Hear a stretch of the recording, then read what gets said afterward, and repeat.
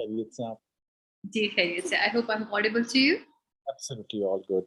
I just wanted to check here I'm also audible and you can see me. Yeah, everything is perfect here. Good, perfect.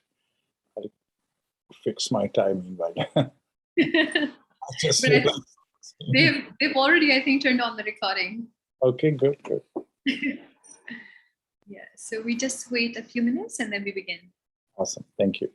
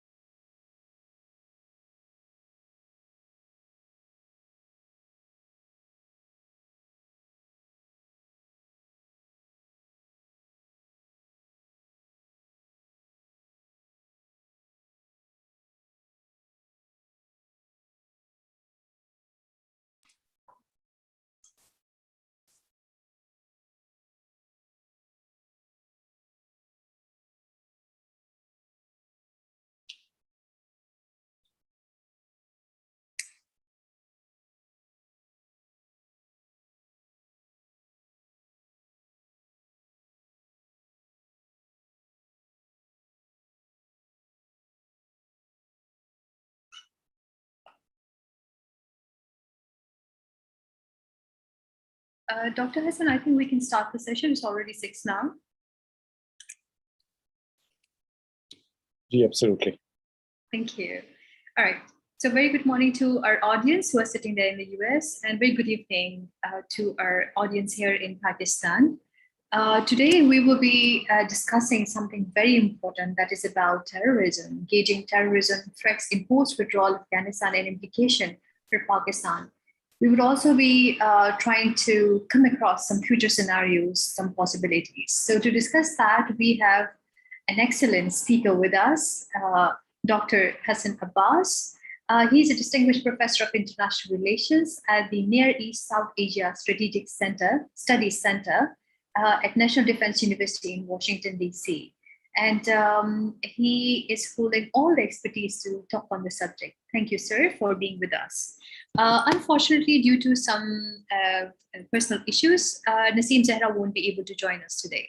So Dr. Abbas is going to speak about the subject, and then I'll be taking the moderator and discussant role together. So what I do for now is I leave the floor to the acting president of the IPRI.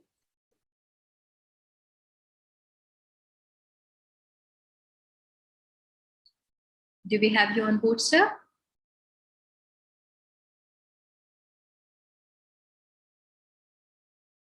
In the meanwhile, till he joins us, I would like to share something about myself. This is Dr. Farah Naz, and I've been working at National University of Sciences and Technology as assistant professor. At the same time, I'm also affiliated with IPRI. I provide the expert advisory services to the IPRI on national security issues and violent extremism, terrorism, security matters, internal and external. They are all my focus of research. Kashu, do we have sir on board? Dr. Farah, we're just waiting. There's some technical issue at his end. So as soon as he joins in, Sure. Okay, no problem. No problem. So how is it going, sir, so far with you? All good. Thank you so much. Really looking forward to the conversation. all the news items across the world, trying to make sense of what's happening, which is not easy to always quickly understand. Oh, things are getting, with each passing, they're getting very complex, and it's hard to keep a track of. Like, you know, as I wake up each morning, there's something new. In the afternoon, another development, and in the evening, there's another thing. So keeping a track of everything is becoming a huge challenge for all of us to deal with. That's true. Yeah. And I think international relations in itself is emerging rapidly now at a very high speed. So true, absolutely. Looking at the news today about the cancellation of the New Zealand. This is very sad. Yeah, very unfortunate. I was looking forward to see some good cricket. So that's kind of challenges the region will face, I mean, unfortunately. Yeah, and I think these are all the consequences of all the international developments. Because if it was all about security, like we can speak about the security issues. So if it was a security concern, the team would have never been landed on the ground. So taking the team off the ground and then say there was some security lapses and this and that, so they can't play the cricket, I think that does not make sense at all. It seems to be something out the back at the moment. Yeah. All right, we are ready. Sorry to interrupt the conversation. Acting President Brigadier Rashid Wali Janjua is on board, so we can actually start. Yes. So the floor is Thank yours. you.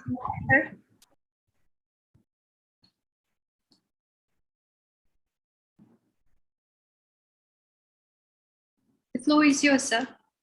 Okay.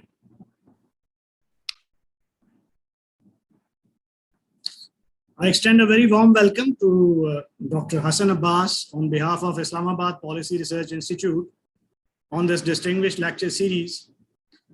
Going by his impressive scholarly credentials and current focus on countering political and religious extremism in developing societies through rule of law, one is looking forward to a very absorbing discourse. Gauging terrorism threats in post-withdrawal Afghanistan and its implications for Pakistan is very important topic, especially in the context of present developments in Afghanistan. The questions are being raised about the present Taliban-led Afghan government's ability to control the terrorist entities such as TTP, ISK, and BLA militants. Questions are also being raised about the ability of Afghan government to live up to their promise of preventing Afghan soil, or their promise of preventing attacks on other countries. A cursory look on the threat mosaic of Afghanistan shows the ungoverned spaces occupied by terrorist entities, and a due allowance to Taliban government has already been given during the initial days of interim government, despite the spike in TTP activity on Pakistan's restive formal tribal areas like South and North Waziristan, besides the settled districts of Balochistan. A long-standing symbiotic relationship between external spoilers like India and former Afghan intelligence apparatus is a grim reminder of the tangled knot of proxy warfare bedeviling peace and security of the region. The anatomy as well as ontology of terrorism, therefore, needs to be understood well before offering any prescriptive remedies to counter the scourge of militancy in its myriad dimensions. These are some of the questions and concerns that the present discourse is expected to delve in and enlighten us all for actionable policy inputs to the policymakers, a role that IPRI as a think tank has been entrusted with after its affiliation with National Security Division. I now request the moderator of the event to commence the proceedings and get on with the event. So over to you, Dr. Farah Naz. Thank you, sir. Thank you very much. Yes, you have almost covered all the key areas that are really becoming a serious security concern for all of us researchers and the people who are associated with the security. So the emergence of the TTP and even the Islamic State, Rasa, wing, and then yes, the proxy game regarding the spread of extremism and militancy in the region, and the rise of terrorism could be some of the potential areas that we should be able to cover in our today's Distinguished Lectures series. With this, I would like to invite Dr. Abbas to share his thoughts on the subject. Over to you, Dr. Abbas. Thank you so much. I am truly honored, and it is a pleasure to be with you and to have a conversation on this. I should not say emerging challenge, a challenge which was there, but it is now visible to us. It is now growing in so many different ways. In about 15 to 20 minutes at the most, I want to provide an overall framework in ways that we can try to understand this challenge. First and foremost, I think a very important point to remember is, and I say that in my role as an academic, and I must say at the outset, these are my opinions, my personal opinions. My opinions, these are not representative of my institution, NESA, or US Department of Defense. First and foremost is the issue of learning lessons from what happened in last 20 to 40 years. There's no point going into the details or a historical context. However, it is so important to see whether in the last 20 years, the war on terror, in inverted commas, whether appropriate and useful lessons were learned, and those lessons that were learned by the security forces, by the intelligence, by the society, because society is the one which paid the heaviest price in Pakistan, in the region, whether those lessons that were learned, were these shared across institutions, across with the people, because normally people get figures of how many people dead, how many tragedies in terms of suicide bombings, other attacks, the impact on economy, but whether those who fought this, and in many cases fought this very bravely and quite effectively. Fighting Al-Qaeda was one example. I feel as an academic in my role as a policy analyst, being an observer of Pakistani politics and especially terrorism and counterterrorism, that those lessons, I'm sure people have analyzed, discussed those, but those are not shared widely within even the law enforcement agencies. Just one example I want to remind the audience about the rise of MMA, Muttahida Majlis-e-Amal, back in the early days of General Musharraf's presidency. I should say a fake democratic order that we had. Nonetheless, that facilitated in inadvertent ways some of the extremist organizations. What they were doing was, remember those some of these billboards in Peshawar that had come up, and I've lived and studied in Peshawar many years ago. Served as a police officer also in Khyber Pakhtunkhwa province. We used to call that, of course, Northwest Frontier province then. The point I'm making, at times there are these invisible ways which are imperceptible, but slowly and gradually they create an environment which then is used and misused by extremists and terrorists. So those lessons are extremely important to learn, not to forget what had happened in Swat. I think Pakistan did very well in pushing that back. Swat, I have served as a police officer close to that, and we had seen in a matter of few years how the area collapsed from everyone from Punjab. I'm from the Chakwal area in Punjab originally. Any of the friends who would come from Punjab, Sindh would say, can you help us go to a rest house in Swat?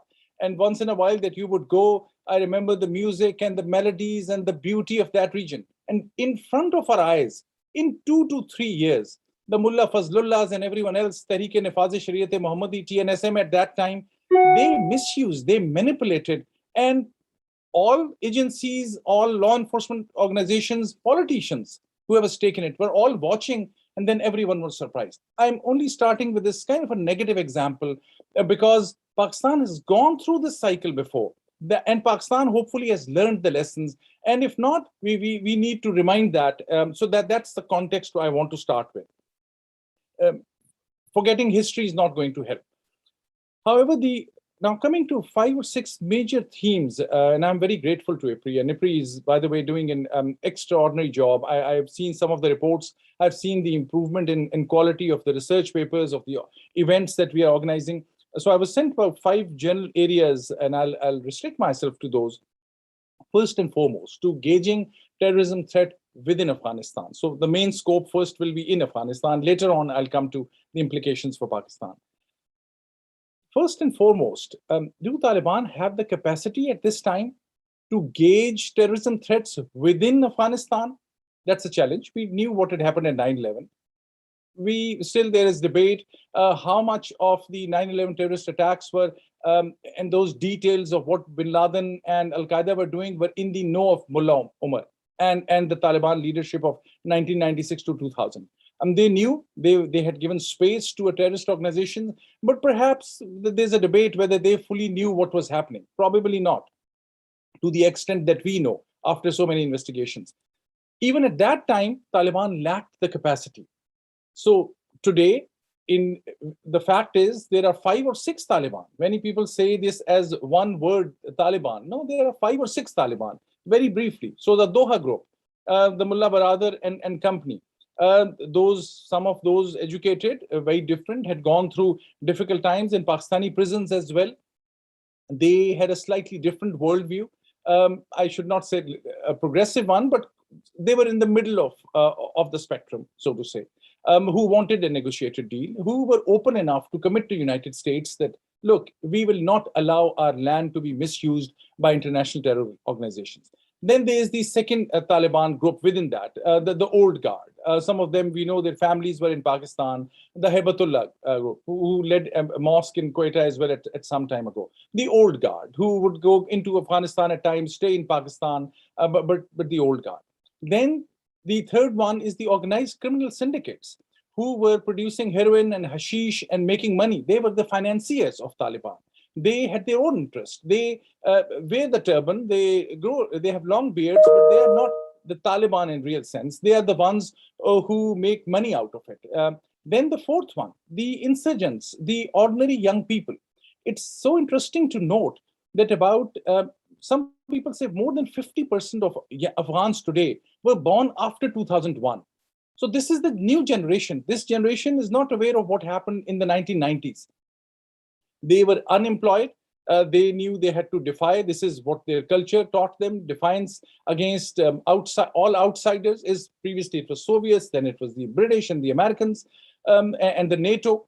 So these young folks who are the foot soldiers, I would categorize them as a separate entity. So there are 5, 6 groups. Taliban are struggling to figure out a way. We are hearing many rumors of divisions within them. Look at the news story about attack on Baradar. We don't know if it is true or not. But the fact that it's a strong rumor that led to some debate, the point I'm making, this is a time from the Taliban point of view. Let's stand in their shoes for a moment. So Taliban at this moment are trying to consolidate. They are seriously threatened by ISK. Now I want to link. And it's important to see what is ISK, Islamic State in Khorasan. These are not they are ideological extensions of the Daesh or ISIS in Iraq and Syria. But they're not the Arabs and those who had moved from outside. Unlike the 1980s Afghan Jihad, where so many people, 30 to 40,000 as we know, had come from all over the world. This is not that case. These are the extremist members of Tehreek-e-Taliban Pakistan, groups like Lashkar-e-Jhangvi, groups like Afghan Taliban, who thought that negotiations with the US between Taliban and US were not good, and they were so extremist, they went to Daesh. Of course, they have some leaders who came from abroad. But at this moment, if Taliban in Afghanistan will try to project themselves as very moderate, they will stand to lose further of their ranks, members of their groups, to ISK, who are extremists. Or if they will try to probably to keep hold on all these Afghan factions, they will have to act far more in a harsher fashion. Extremists, after all, at the end of the day, how they are going to tell their ordinary people that 3 months ago, 6 months ago, we were inspiring you to conduct suicide attacks. We were inspiring you to conduct terrorist activity in a different way. And now we have changed. Now, please give up. people, it's not a switch on and off for an ordinary mind, the foot soldier. Their mentality has been developed in a certain time period.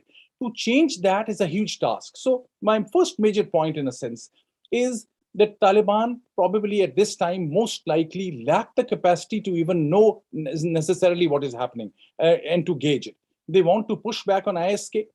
And one point on the ideological bent. There's a big debate I'm seeing among academics in US, UK also, some Pakistani journalists are also part of this on social media, whether the differences, theological differences between Taliban, which are Deobandi, Hanafi, Sunni Muslims mostly, and Daesh, which might be what we call Ahl Hadith or Salafist thinking, and whether the gap is so huge that they can never talk to each other.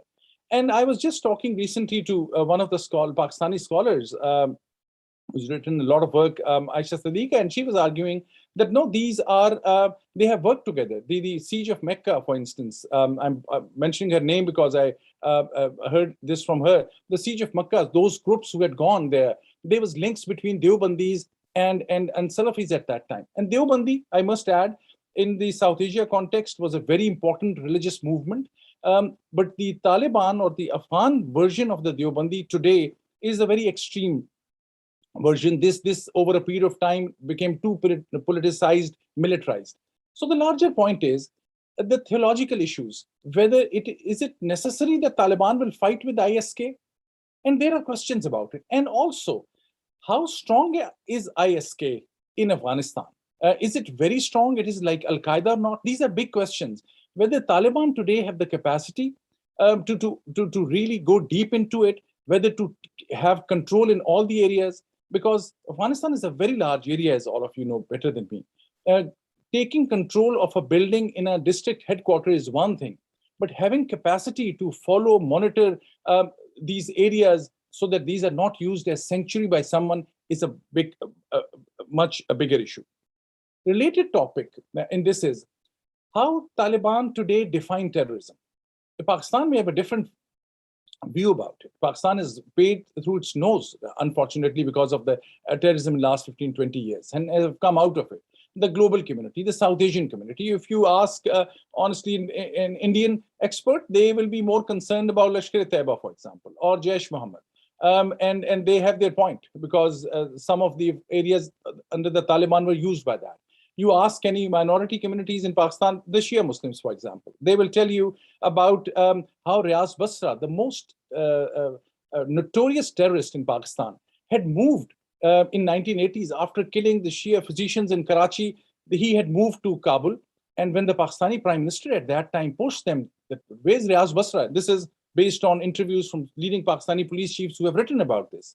Mr. Tariq Parvez, Mr. Tariq Khosa, many of them who had played a very important role, among others, will tell you that these terrorist organizations at that time had found spaces in Afghanistan.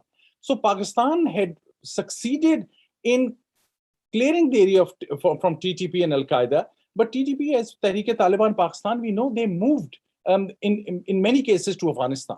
There are issues and challenges and allegations of how they were used by Afghan intelligence or Indian intelligence. That's the Pakistani perspective, and that's important to keep in view. But also we know how these extremist organizations have a way to come together to find space. And I'm trying to make a point on the Pakistani Taliban, because this is the third major, roughly my point, Pakistani expectation that Afghan Taliban, because of its association linkage with them, that they will push back on TTP. My view at this time is, based on what I'm seeing, I seriously doubt that Afghan Taliban will push back TTP. Why? I will explain. So Afghan Taliban survived because they were using the area between Pakistan-Afghanistan border. And it's so good to see now that that area is being incorporated legally, fully into Pakistan. There are big challenges still, because Pakistan took too long to make that kind of amalgamation or bring that into the mainstream. Nonetheless, that's an important success and important development. But for too long, they stayed as a buffer zone. That was the time that Afghan Taliban and Tehreek-e-Taliban Pakistan were sharing logistics. At time, one criminal organization will kidnap somebody from Karachi.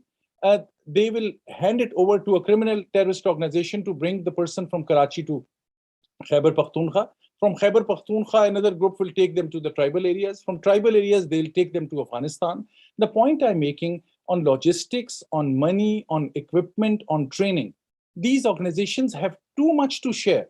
So they will, if they'll go against TTP, if I'm Mullah Baradar, or Mullah Baradar is now kind of demoted in a sense, but let's say you're a Haqqani, and you are told, go against TTP. That's the Pakistani condition. And I'm sure Pakistani security forces are going to talk to Afghan Taliban, I think, in a very harsh tone, saying TTP has to be taken care of. And you are a Haqqani. You depended so long on those networks in the tribal belt. Will you give up those relations just because Pakistan is asking? Had they done this before? When Pakistan was going through the suicide terrorism sequence or the terrible cycle from 2007 or 2005, 3 or 4 terrorist attacks, 2006, 7 attacks, and then it jumped up. All of us remember that into dozens, and even in some cases above 100. Afghan Taliban was still there. Haqqani group was there, strong enough. Pakistan must have talked to them. They don't listen at times, and they have their own interests. At this moment, from a Taliban and Haqqani group and others, from their point of view, they need those linkages. How will Pakistan, and this comes to now conversation more in Pakistan, I'll take hardly at the most 5 more minutes. How will Pakistan dismantle those? So that's a big question. Moving to the next, CT operations. What that means. Counterterrorism operations, we know, the drones technology, but we have also seen the negative consequences of that. Night raids from Afghan forces, at times with NATO support. Many of the mistakes were committed. I'm sure in the United States, there will be a big lessons learned exercise. People will be asked questions. People are already thinking about it. Whether drones harm, the latest one terrorist attack that BBC explains in Kabul, where we thought it was ISK, and it was an ordinary family member who were killed. So CT or technology-based or tech-based counterterrorism is dependent on basic intelligence on the ground.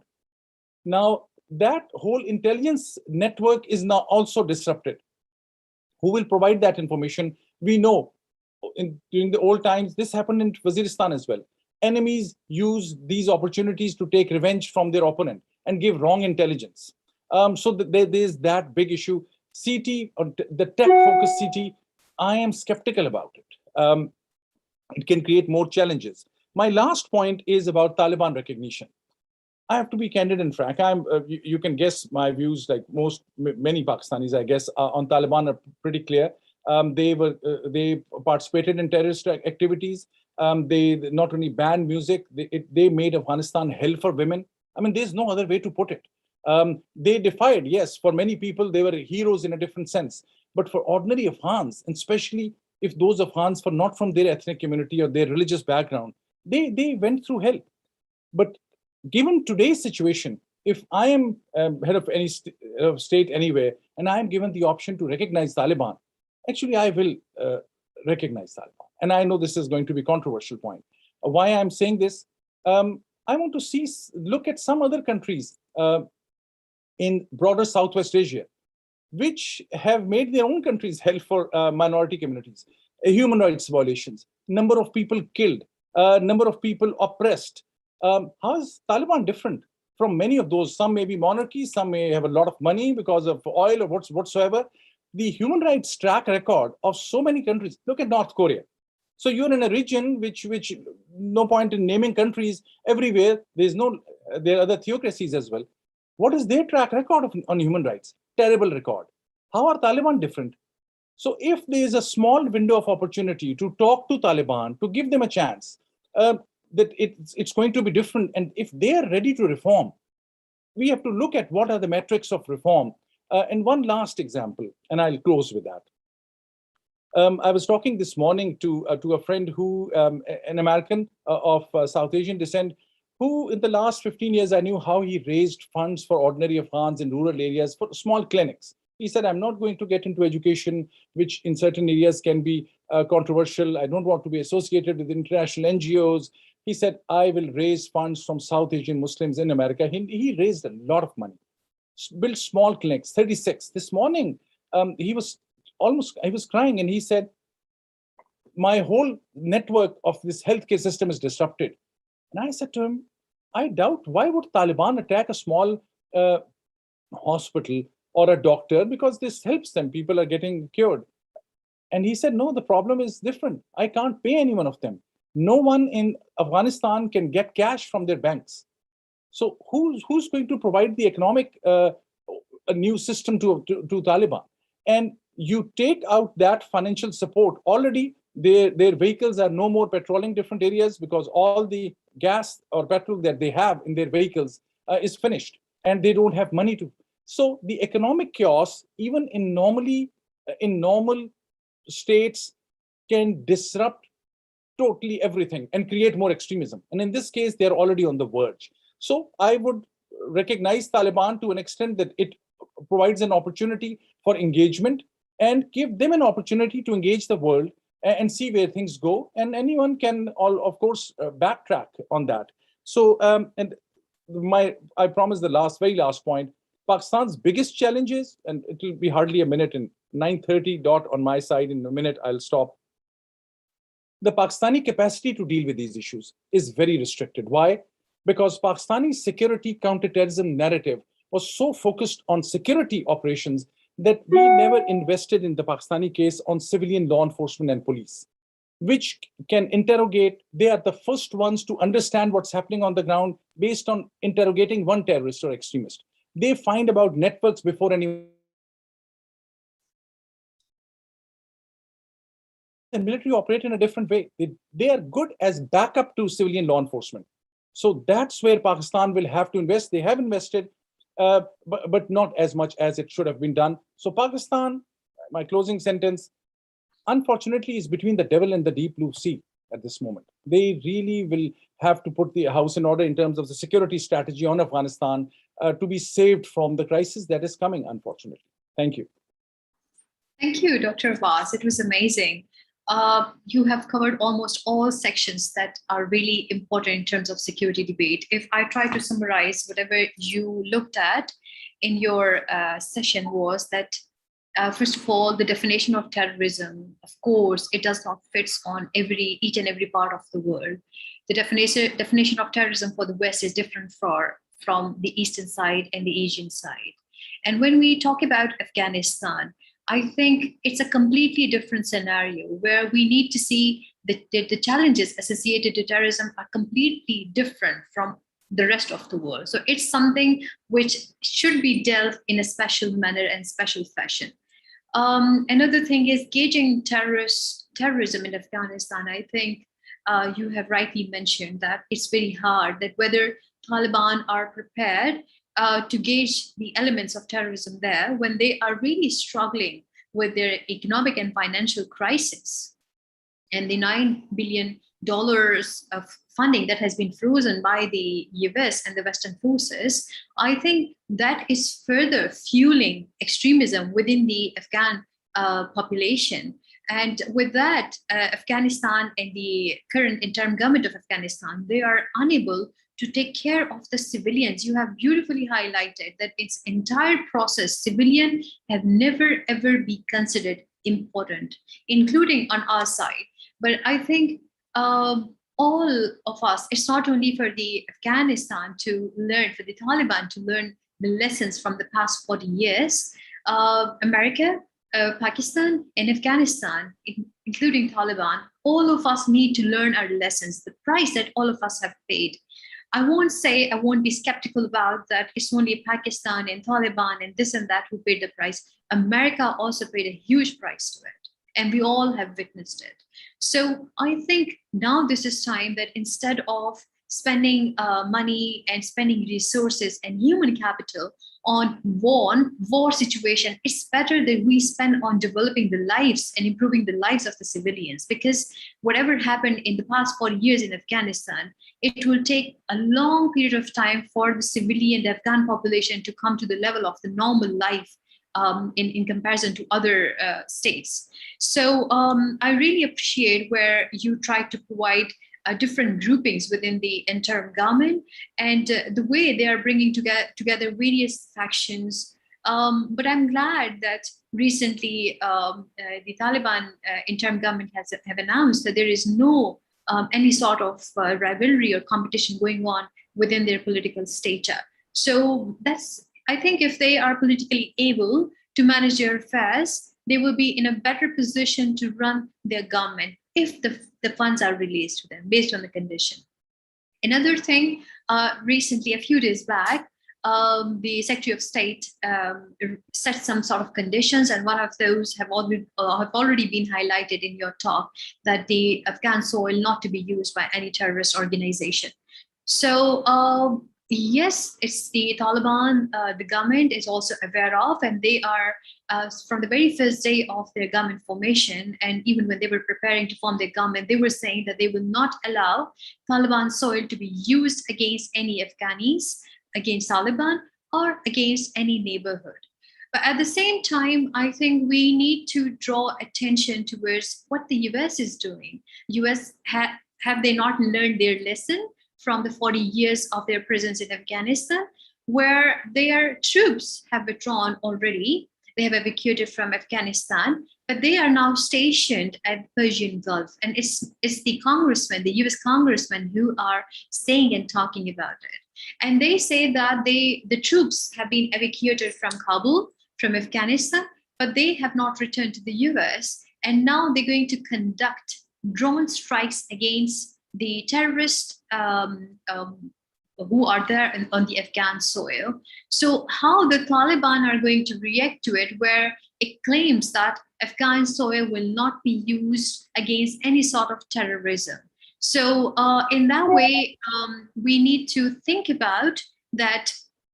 If the drones are coming from the Persian Gulf, where there is intelligence failure and weak reporting structure, so at the end, it's going to target the innocent civilians by mistake. I won't say deliberately, but by mistake.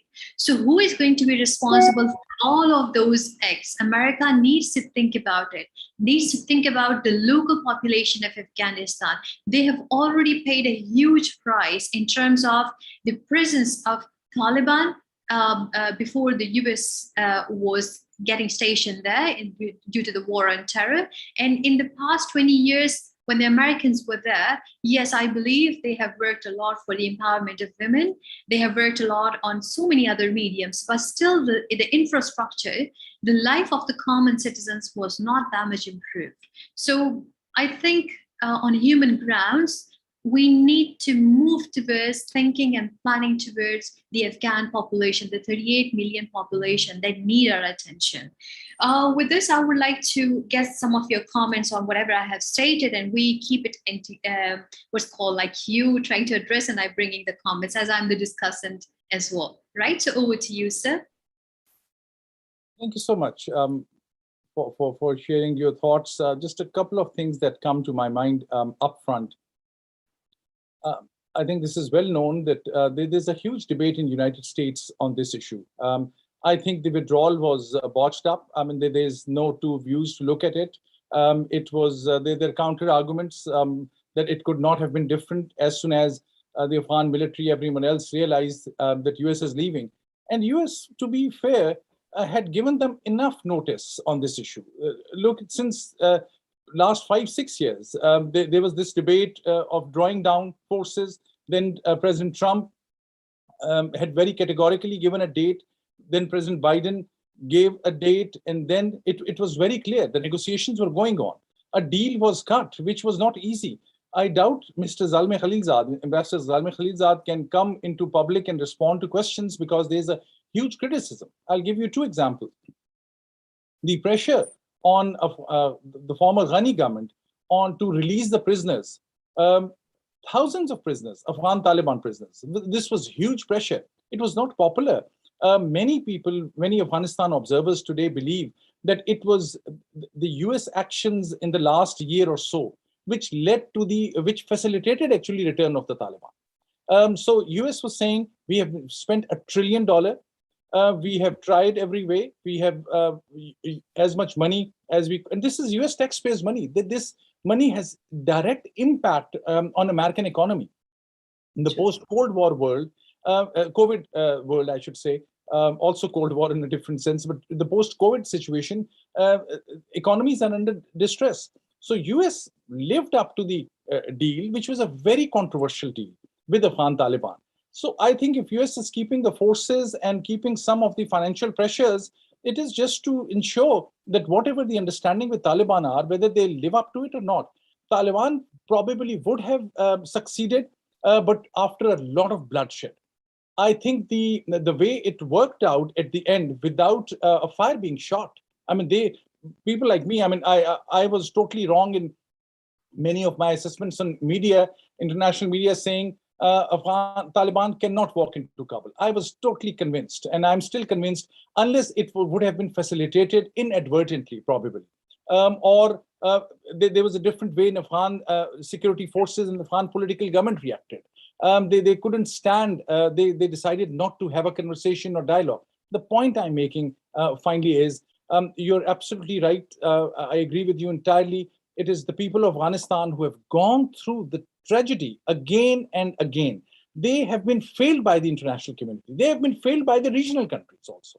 I think regional countries are more, if not equally, responsible, because they are next door neighbors. They have the same religious tradition, same ethnic tradition. And Afghanistan has been used as a battlefield for proxy warfare. You are so right on this.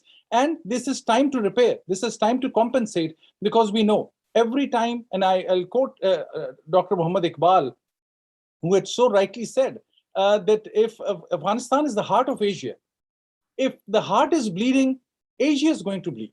I think Iqbal could see the unraveling tragedy in a different way much earlier than anyone else. Thank you very much.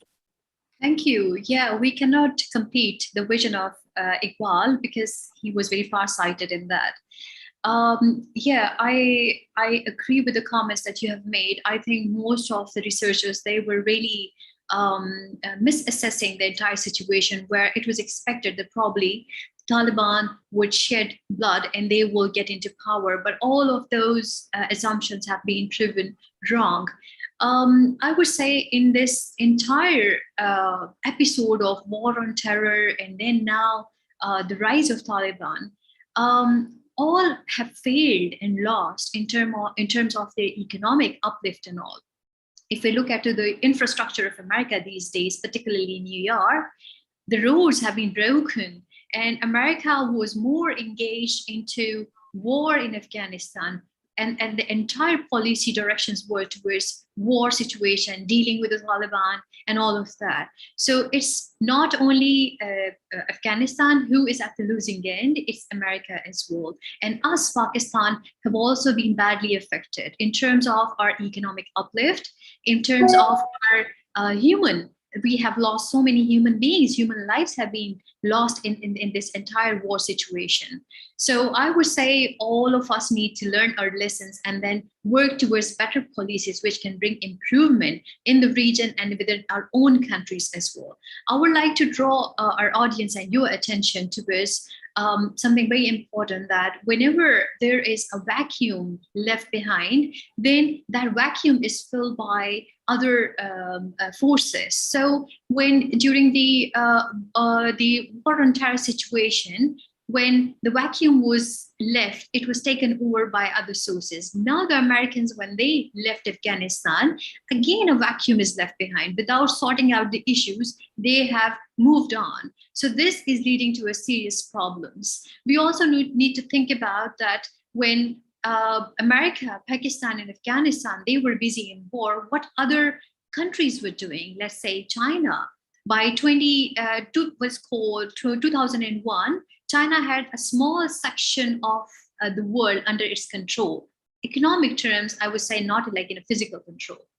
But now when we look at the map and the growing power of China, it has a huge cover on the entire world. So 20 years of war have paid a huge price to all these states at the cost of human lives as well. So we have to understand, learn, improve our situation, and then think beyond it. Another very important point that you were raising was recognizing Taliban.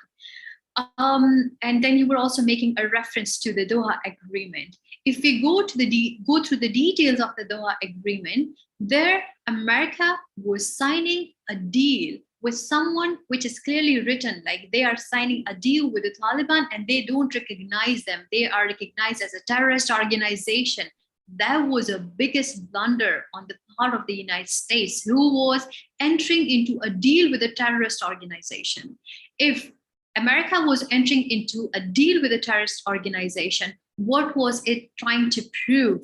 That they are open to negotiation with terrorist organizations at one time, and on the other side, they are bombing and having attacks against them as well. So is it leading towards a new norm or setting a new norm in the international system that now the terrorist organization can claim territory and they can get into power? Over to you, sir. Thank you very much. I mean, this can be a very broad discussion, and we can, if there was time, we could have gone into the US-Pakistan relations or how US dealt with Taliban. That's an important one that's on the periphery. The US policy in Afghanistan, there were huge mistakes committed, blunders. All US media is full of those. But at the same time, if $1 trillion was spent, so US from many of these mistakes, again, this is a loaded word, were honest mistakes in the sense that money was being spent. Soldiers' lives were at stake.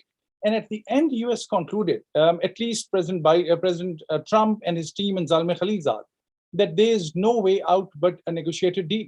And they have a constant communication with Pakistan. I think Pakistan supported when Pakistan was asked continuously to bring Haqqanis to the table. And the Pakistani position was, I'm not privy to any of the inside information, but what is so obvious from all the negotiations, after those conversations, the Haqqanis were brought in. Mullah Yaqub, the son of Mullah Omar, was brought in.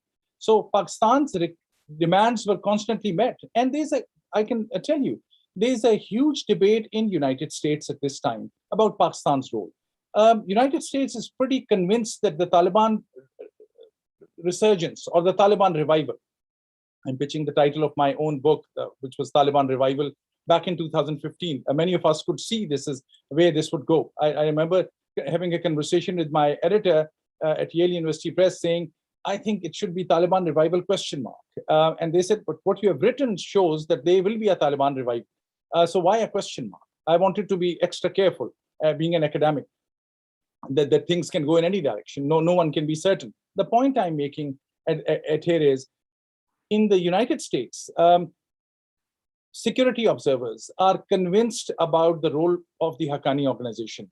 Their links with Al-Qaeda. I remember hearing many leading Pakistani experts, former intelligence agency experts, who were always saying Haqqani group had links with Al-Qaeda. Why was Haqqani group not dismantled? I mean, this is an old debate. There's no point going in that cycle.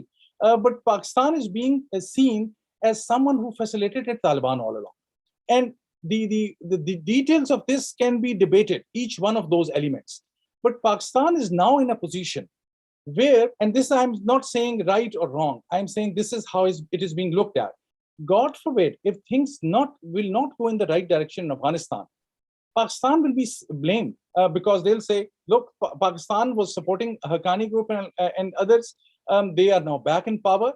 Pakistan won in that sense. Okay, what are Taliban doing? Again, ISK or some other terrorist organizations is conducting attacks. Pakistan will be held responsible. I know this may sound too strong for Pakistani analysts and diplomats here, but that's what my purpose is to explain. This is how Western security observers are viewing it.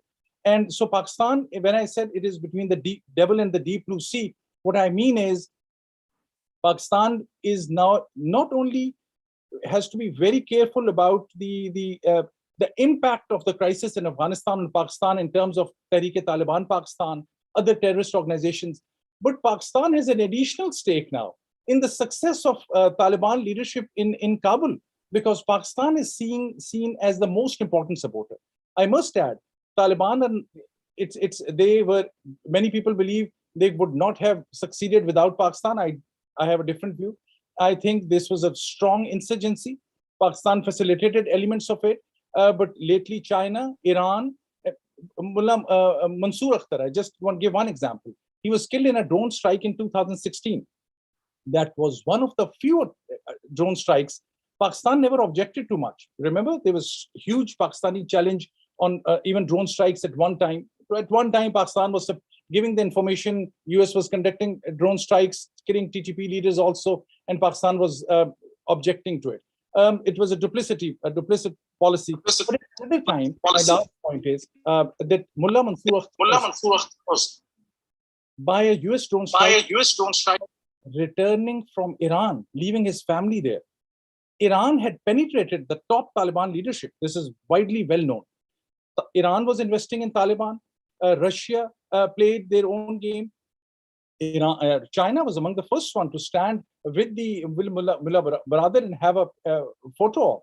The point I'm making, the regional countries had stakes, and they all, in some shape or form, developed their links. That's why the understanding now is that it will have to be a regional approach to strengthen Afghanistan and to help Taliban moderate. And I must add, Taliban should be, and this is again can be very controversial where I am in the United States, but benefiting from the freedom of speech. Taliban, if they want to show that they can reform and moderate, they should be given every opportunity to prove. And they should not be just thrown, people can reform. The human beings can change, institutions can change. Their track record is terrible. We cannot paint them that red or green. They have a black, dark background when it comes to human rights and violations. If they are changing, they may have changed. If they want to be proved different, they should be given an opportunity. Pakistan will be seen as now a country which can facilitate that positive transformation as well. So there's a huge opportunity in Pakistan as well to help Kabul gain its foothold, facilitate a regional understanding. Because Central Asians are very, very worried about the challenges. Russia is also very concerned. China is also concerned because what if some of their terrorist organizations from their country can find spaces there? So it has to be seen as a regional responsibility and a workable resolution or way for the region to find a way to find peace and stability in Afghanistan. That should be the end goal. I entirely agree with. Thank you, Doctor. Dr. Naz, if I seek your indulgence, can we have Ambassador Durrani? He's an Afghan expert and he's waiting, I think, maybe some of his insights, and then you can continue. Yes. The floor is over to you, sir. Thank you, Farah. Thank you, Dr. Abbas. It's a pleasure watching you in IPRI's webinar, where I also work. And I wanted to pick up your brains regarding what went wrong with the Americans, with all their wherewithal, their intelligence paraphernalia, their backups through Howard, through Columbia. So what went wrong? They could not understand Afghan society. And that is the society. And while they also had a reference from the history, more recently from the Soviets' experiences, then earlier with the British. And now when you are just focusing, and it's just not you, in the United States and elsewhere, it is being focused on Taliban. Well, Taliban are sort of bad boys.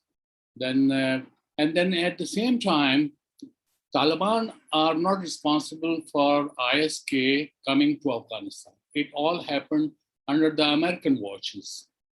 So is there someone out there in the United States to probe these questions that were you sleeping, that they were there, or if I quote the Russian spokesperson, that in fact these ISK people, ISIS people came from Syria and Iraq in unmarked helicopters. They were facilitated by the United States to come to Afghanistan. So, are we looking at the correct picture, or we are barking on the wrong tree? Reason being that when everything would be thumped on Pakistan's door, and while we also claim that we lost 80,000 people, and rightly so, we lost more due to Afghanistan than our 3 wars with India. So here, I think I admit that there is an intellectual deficit we face in Pakistan, especially in the social sciences. So, and I think Americans are taking advantage of that deficit. But maybe we are a developing country, but our minds are not underdeveloped. And you are our brain and you are our eyes and ears, if not as a Pakistani, but as an objective scholar, that we are looking at them, or they are looking for a pretext to blame Pakistan because Pakistan is not into their leagues anymore, especially when, after the CPEC. And I can very well see all these things. American accusations against Pakistan started gaining momentum after 2013 when we formally signed the CPEC. And onwards, then they started, raising the objections about Pakistan, and then they talked about the debt trap coming from the Chinese and CPEC and all that. So I think it's just not the Taliban. Because my worry is that they are looking for a pretext. It's just a wolf and the lamb story they want to play. And they would throw us under the bus in order to save their own skin, that what went wrong in Afghanistan after spending $2.5 trillion. And despite ignoring the fact that there is a bipartisan support for the withdrawal of American troops from Afghanistan. Trump signed the agreement and Joe Biden, in fact, acted on that. So otherwise, he would have been at liberty to reject it. He could not. But right now, they want to demonize each other because they are looking for their congressional elections in 2022 and the presidential elections in 2024. And we all know that how, now murky politics we are witnessing in the United States.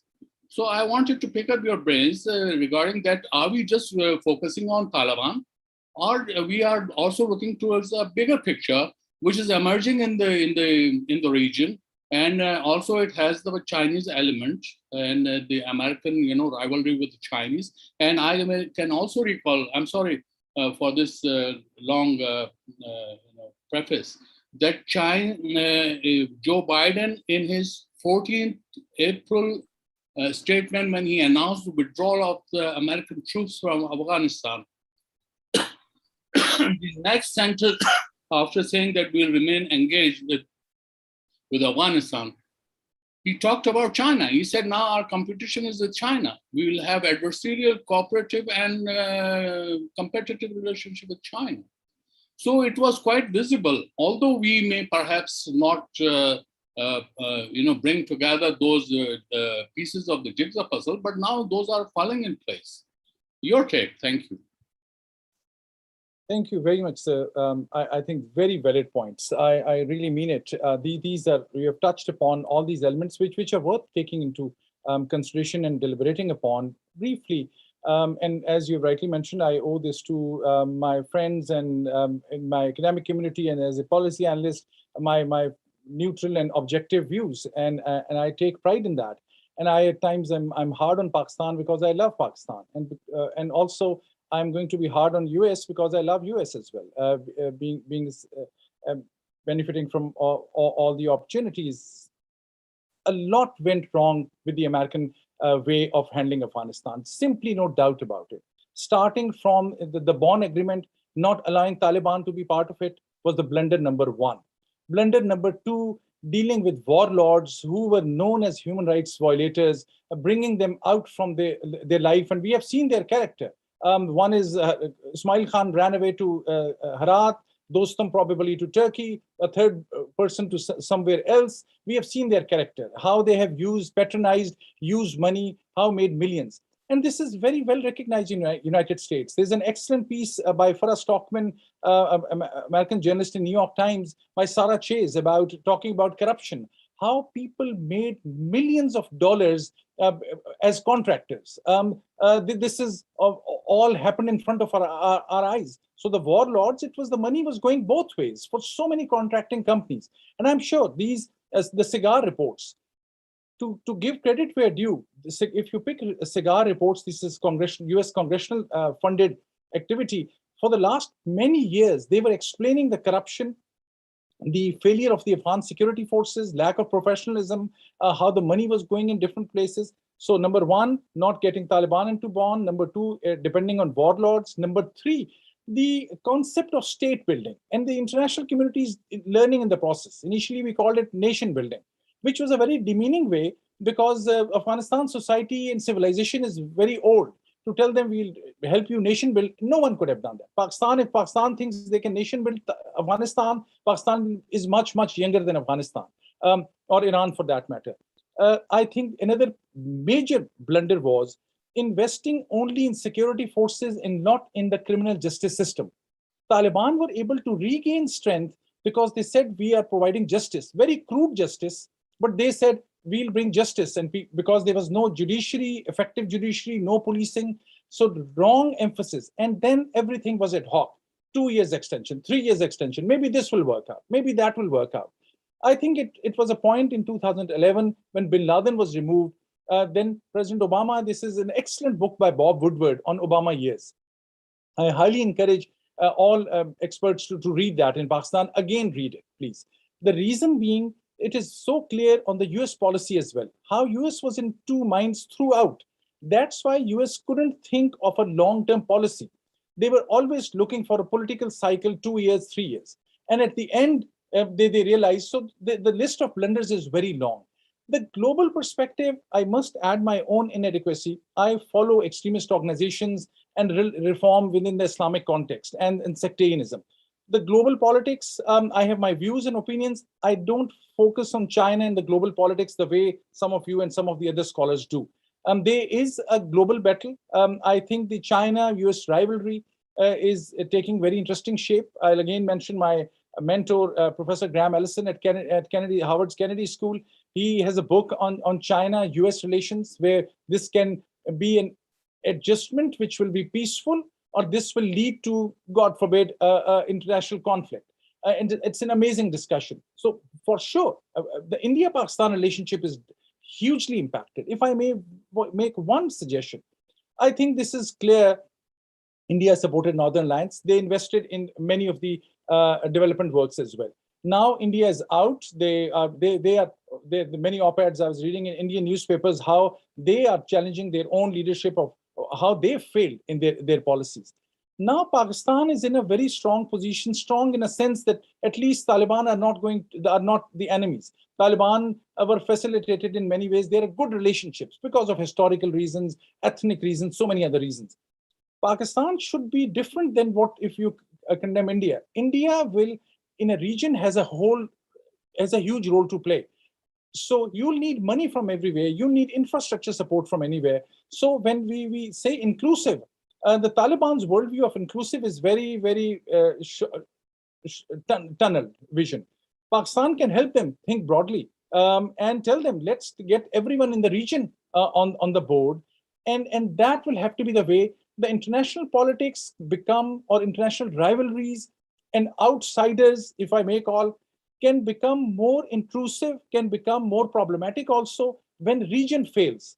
If region is connected, if the economies, Pakistan needs a stable Afghanistan because of its trade with Central Asia, because of if nothing else, because of the TTP threat. Because I am convinced that I follow on daily basis the statements and the organizations, and I have been saying at times there are predictions one is not very proud of. My predictions about TTP resurgence in March this year earlier. There's a counterterrorism center paper by West Point, in which I explained the extremism threats in Pakistan. Look at what is TTP is doing today, yesterday, attacking Pakistani military bases again. The New Zealand cricket team walking away because somebody said there's a terror threat. This has direct implications for Pakistan. I agree with you, Pakistan is in the scope, whether for right reasons or may not, every reason or every criticism on Pakistan may be not accurate. There's a perception issue as well. There's a public relationing issues as well. So that's why all the more reason Pakistan must use its influence on Taliban in a creative fashion so that there's a regional understanding. But I appreciate the perspective, and I'm also learning, and these are the things that come to my mind. I don't follow and study international politics in the way Ambassador Asif Durrani does. I actually follow some of your work, sir. We have many common friends, and I appreciate your question. Thank you, both of you, for raising such valid questions, and thank you, Dr. Abbas, for addressing them. I think while you were answering the question from Ambassador Durrani, you have answered your concern that America has spent trillions of dollars in Afghanistan, but that those dollars we have seen it, the way they were flowing away and getting evacuated from Afghanistan along with the Afghan leadership, and the way they have spent their dollars on the Afghan forces. We have seen what sort of training they have done to those poor guys. They were under the banner of, or under the impression of, that they are the strongest forces built and created, but we have seen what sort of trainings have been done there. With this, I would also like to draw a comment on something that you mentioned, that Pakistan will be responsible for whatever happened in Afghanistan. I think America is responsible for whatever is going to happen in Afghanistan. It's not Pakistan who left a mess there. It's America who left a mess there. And Pakistan only can help and support in bringing peace and stability in Afghanistan. It can only help and support. I'm not saying that Pakistan is guaranteeing it and can guarantee it, because we are dealing with our own several issues. Our economic crisis is one of the biggest examples to go here. So we can't say that we can bring economic prosperity in Afghanistan. We are not rich like America. If America can't do it, how can the world expect from a poor country, a developing country full of problems, to do the same things there in Afghanistan? With this, what I do is I will take some questions from our audience. Well, I'm receiving tons and tons of them, so I will pick the ones which are really interesting. So there's a question from the audience asking, countries like India will try to project the Taliban as abettors of Daesh, TTP, TTA. What role Pakistan and other neighboring countries can have in support of Taliban government against regional spoilers? Over to you, sir. The India-Pakistan rivalry is very well established. The allegations from both sides are very well known. So there's no secrecy in the kind of animosity. If I'm sitting in the chair of an Indian intelligence agent or an Indian security official at this time, I would see how to support the Panjshiris, how to push back Taliban, because that's the kind of relationship India and Pakistan have built. All what I can say is that cycle has to be broken if there has to be regional peace. India's atrocities and India's problematic policy in Kashmir is a fact, and this is widely known. Pakistan has serious issues on that. What I'm saying is this cycle will continue. India, if they will start pouring in millions of dollars to Panjshiris or somebody else, in just from what they will see as a quid pro quo, as this is our response to what Pakistan has done to us, then this cycle will never end. So what are the regional mechanisms? SARC is dysfunctional. The China-India rivalry is very strong. The only thing I can offer here is I can't think of any other way to stop this cycle from creating more chaos, for taking more money and dollars and rupees from India and Pakistan into their defense budgets. The only way is to stop that cycle. Someone will have to take an initiative and say, okay, the victor, what we see in all our books about character building and about religious ethics, that when somebody is defeated, somebody is down, the one who's in a better position, stronger position, the one who has more money is supposed to give charity. So if Pakistan is seeing itself in a stronger position, previously India was, with the Northern Alliance, with the international community being part of it, what is Pakistan going to do the same thing? Or will try to go out of the box and say, let's involve China, let's involve Russia. And Pakistan has been trying to do that, I think, in some ways, without India involved. My suggestion is, and this I'm not trying to be politically correct, I honestly mean it, and I have been saying it for a very long time. India and Pakistan better relations can play a huge role in regional peace. And that someone has to think out of the box. Otherwise, if you continue to look at the past, the blame game will never end. On Afghanistan, we can talk about the US, and we openly, frankly, talked about US mistakes. We can go back to what Russia did. We can go back to what the British did. We can go back to what Iran did in Herat. So the history is very long. The ultimate, at the end of the day, what are the lessons that we have learned? Is there a regional consensus? Is there a regional way out? Without regional collaboration and cooperation and trust building, you will have another crisis in Afghanistan, I bet. I hate to bet on this negative note, but I think in 3 years, in 5 years, things will be much worse than today if there is not a regional peaceful consensus, and somebody will have to go out of their way, think very long term, have the high moral ground, and take a step so that the world can see that attempts were made, and that helps you change your image, international image, in a positive way. That's all I can contribute on this point. Thank you. Yeah, I'll take another question from the audience. To what extent would you say that there is a chance of stability in terms of Taliban being able to hold control over the Afghan land? Will infighting among tribal and sub-tribal groups within the Taliban dominate the plot of the Afghan Taliban story? Over to you. We had briefly talked about it. There are very different factions of Taliban. I think Taliban also must have learned some lessons, and that is very clear. They in Doha, they sat with the US, had a long conversations, and that had an impact on the Taliban outlook as well. As you said, US was negotiating with the terrorists, but US opted for that. And historically, whenever there are insurgencies are defeated or successful counterterrorism operations, there is a political element of the settlement as well. I think that is what was attempted. To give credit where due, also, this recognition was important on the part of the United States that, look, we have tried everything, and we will do our own internal accounting and auditing later on who were the politicians and military leaders who made wrong decisions.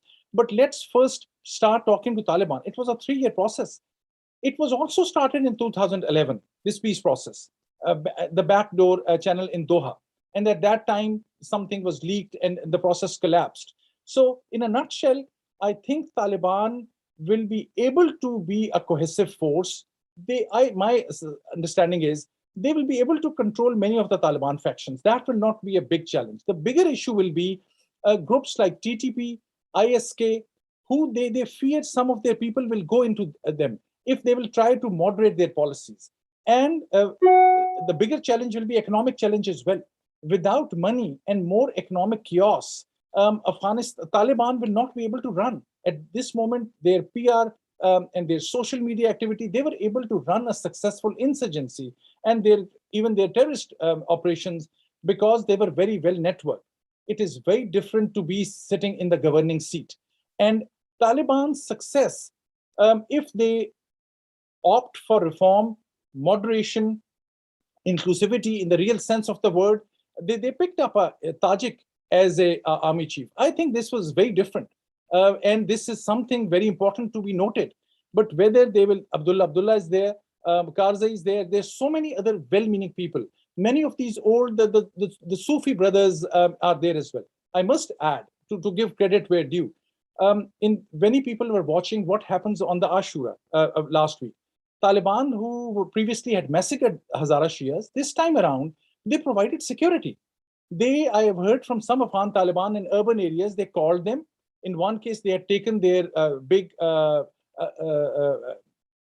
would say, the signs of Ashura on the Shahadat of Imam Hussain alayhi salam, and they provided them security. This is a very different approach. Many minority communities are feeling distressed. They went out to Sikhs and Christians as well. If this is really what they have come to, and if they really want to proceed in that direction, probably many of those newer generation of Afghans, Taliban are not the most popular government in Afghanistan today. They have a lot of support from their ethnic group. There's a new generation of Afghanistans. who look at the world differently. They owe this to the international community. So all the money that was poured in Afghanistan changed Kabul. Those who travel to Kabul can tell you the Taliban Afghanistan or Kabul of 2001 and 2020 is different. There are universities, there are educational institutions, there are healthcare systems, not effective, not efficient maybe, but there is a new infrastructure that is available. Taliban will have to own it. Taliban will have to build on that. And for that, they will have to give up being Taliban in the sense we think of them as Taliban. That transition is something to be watched. And if they go in the right direction, to be supported. Thank you, Doctor. I would just build on to that. Until the funds are not released to the Taliban to run the entire government machinery, probably that will be the only time when Taliban will turn out to be the Taliban of 2001. And I think the international community is really pushing them hard to be who they used to be, not to be who they turned out to be.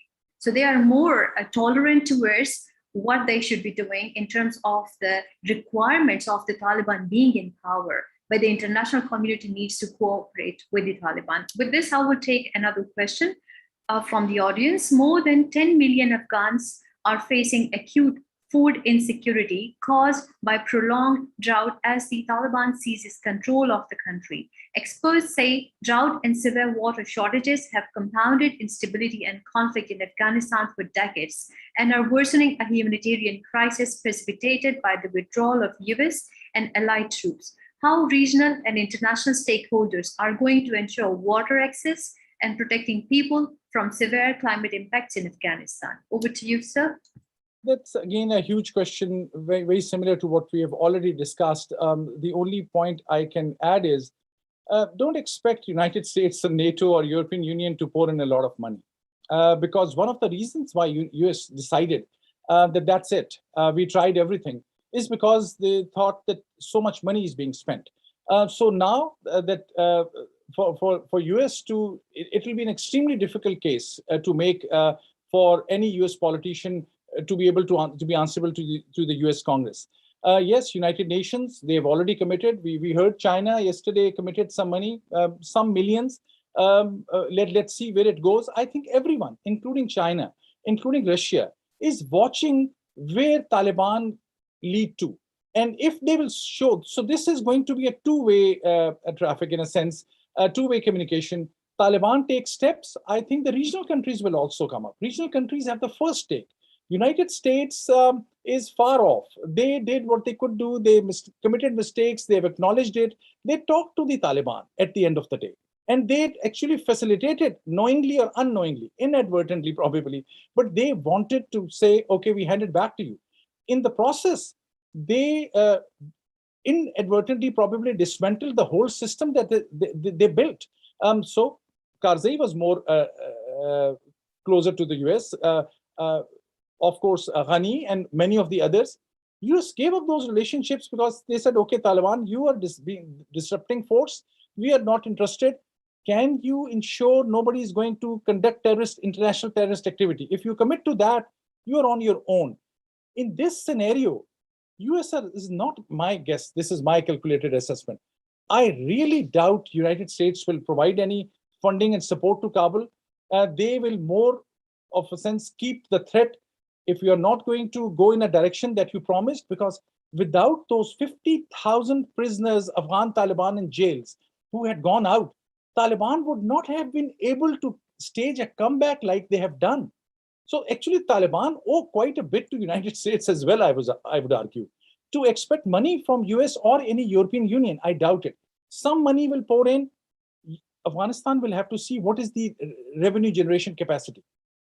The international failure, last point, international failure also is not to invest in building infrastructure which would have allowed Afghanistan to stand on its own feet in terms of an independent economic country. They had dry fruits, they had so many things which could have added to their imports and exports. There were regional battles between Pakistan and India on where the trade will go, where their products will go. That's why I'm emphasizing. I think the key to success and stability in Afghanistan is regional peace arrangement, not international community. US-China, we have a different global dynamic. It is ultimately will come down to Central Asia, Russia, China, Pakistan, India. If all these, you keep one country out, each of these countries, Iran also, each of these countries is capable of disrupting what is in Kabul through intelligence operations, through misinformation, through disinformation. Disruption is very easy. Iran single-handedly can do it. Russia can do it. India can do it. Everyone will have to be brought in. Everyone, honestly, is looking at Pakistan because Pakistan have more influence on Taliban than anyone else. Thank you. Yes, with this, we come to the end. At the end, I would like to just comment something that when it comes to fulfilling promises, I think Ambassador Duran, you also want to make some comment. All right. So when it comes to, I just want to ask Dr. Abbas, what would be the bare minimum that the US would be satisfied that the Taliban should do, which would make them good guys or acceptable guys, to say the least? Thank you. As we see, many, I don't want to give examples of, there are many other terrible actors in the world who are in the category of good guys because they at least ensure stability in their own area. I think it is the actual bare minimum is about ensuring that there is no terrorist sanctuary which will conduct terrorist activity in a global setting. I think that is what the Western capitals, not only US, but UK, Australia, others are concerned. If that is the case, I think no one will spend more time. Already, Afghanistan is no more in the headlines. And there are concerns by many Americans who are thinking, oh, we have started forgetting about Afghanistan so quickly. Ultimately, the only thing that can bring Afghanistan and Taliban into the international headlines is any terrorist organizations which can operate successfully from there. I think that's I guess is the main concern. Everything else is peripheral. Thank you. But I would add on to that. I think like all other developed states and stable states, if the terrorist operations are conducted from the outside, Taliban cannot help it at all. The US needs to understand it. With this, I will leave the floor to Brigadier Rashid for his concluding remarks. Thanks, Dr. Naz. A very educative and a very absorbing discourse, and we all stand educated. There are some very important takeaways that emerged out of this discourse of Dr. Abbas. One of them was that Afghan Taliban are still in a consolidation mode, and their ability to ensure complete control of ungoverned spaces may be suspect. And for that, they need international help and regional help, obviously. Well, that's a very important observation, and some further discourse on that is needed as a standalone subject. Then another very important point he raised was the definition of Taliban by, terrorism by Taliban. As to what do they mean by that, and what is the linkage between their ideological orientation and the ideological orientation of those that we call terrorists like TTP, ISK, and even Baloch separatists inside Afghanistan. Would it be easy for them to go after them? And how would they do it? And while doing so, how would the international community be watching over them? These are also questions that need further debate. Another important point raised was about recognition, and the most positive aspect was that Taliban government should be afforded a chance to stabilize itself and live up to its promises. If it does, then the international community should be very forthcoming with its succor in terms of financial, humanitarian, and even security-related aid. Before we wind up this discourse, and I formally thank Dr. Abbas and Dr. Farah Naz for a very educative discourse, I have a last question from Dr. Abbas. We know very well that Biden had a history of being averse to nation building in Afghanistan and his propensity for counterterrorism. And in Obama's autobiography, The Promised Land, he clearly mentioned that Biden was big on counterterrorism and not spending US taxpayers' dollars on nation building, which was a bottomless pit and which was a profligate waste as per him. So now we see that Biden has had his objective fulfilled. United States troops have been safely pulled out. Now, what kind of counter-terrorism engagement or focus would the Biden administration like to have? And I'm asking you as an analyst, we know in the United States there are multiple poles. There is academia, there is an establishment, military-industrial complex, there's Congress, there's White House. We would like to get a sense of how those multiple poles are thinking about this issue. Suppose Taliban are given due latitude to go after TTP, go after ISK, and if they get stuck up or they face stiff resistance, is there any kind of engagement mode in counterterrorism, which is essentially your subject as ex-police officer as well?